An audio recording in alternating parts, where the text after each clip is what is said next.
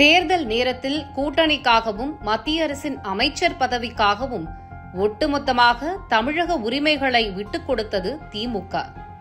மாநில சுயாட்சி, மாநில உரிமைகள் என்று வாய்க்கிழிய பேசும் தீய சக்தி திமுக ஊழல் வழக்குகளில் இருந்து தப்பித்துக் கொள்ள தமிழர் நலனை அடகு வைத்துவிட்டு நாடகம் போடுவார்கள்.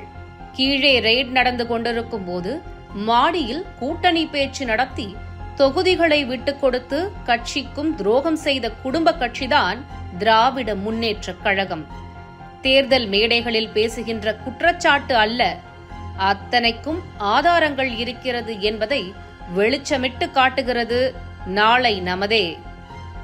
28/6/1974 அன்று மத்தியில் காங்கிரஸ் ஆட்சி, மாநிலத்தில் திமுக ஆட்சி. கச்சத்தீவு ஒப்பந்தம் போடப்பட்டு தமிழர் உரிமையை இலங்கைக்கு தாரை வார்த்தார்கள். 27/12/2010 அன்று மத்தியில் காங்கிரஸ் திமுக கூட்டணி ஆட்சி, மாநிலத்தில் திமுக ஆட்சி.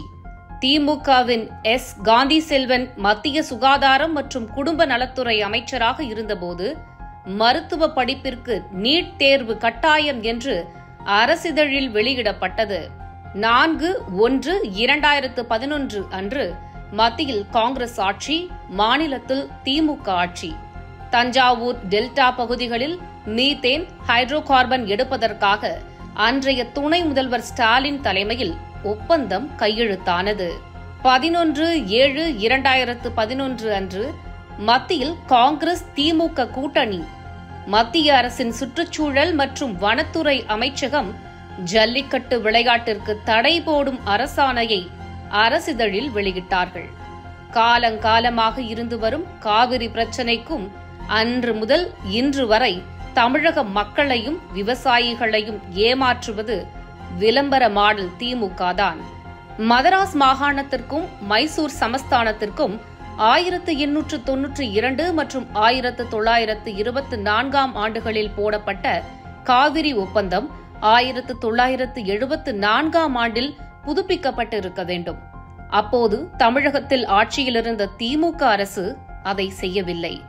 1991 ஆண்டு ஜூன் 25 காவிரி நடுவர் மன்றம் இடைக்கால ஆணை பிறப்பித்தது. அப்போதும் ஆட்சியில் இருந்தது திமுக தான்.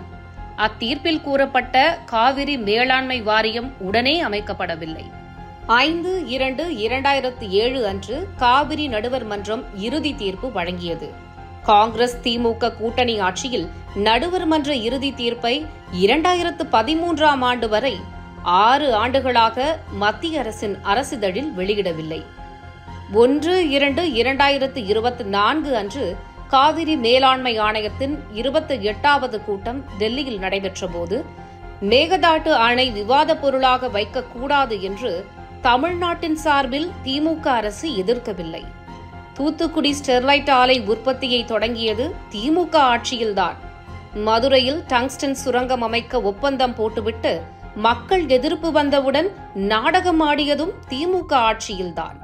PM ஸ்ரீ பள்ளிக்கான திட்டத்திற்கு ஒப்புதல் கடிதம் கொடுத்துவிட்டு அதன் பின்னர் எதிர்ப்பு நாடகம் போட்டதும் திமுக ஆட்சியில்தான். காங்கிரஸ் என்ற தேசிய கட்சிக்கு எதிராக தொடங்கப்பட்டதுதான் திமுக என்கிற கட்சி.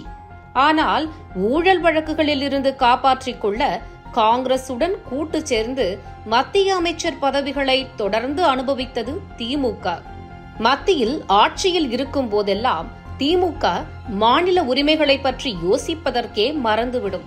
பாரதிய ஜனதாவுக்கு எதிரி போல காட்டிக்கொண்ட திமுக 1999 ஆண்டு தேர்தலில் பாஜகவுடன் கூட்டு சேர்ந்து முரசொலி மாறன், TR பாலு, ராசா உள்ளிட்டோர் பாஜக அமைச்சரவையில் மத்திய அமைச்சர்களாக மாறி பதவி சுகத்தை அனுபவித்தார்கள்.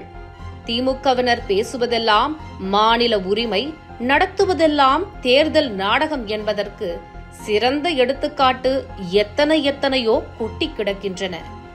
எடுத்துச் சொல்லத்தான் நேரமில்லை.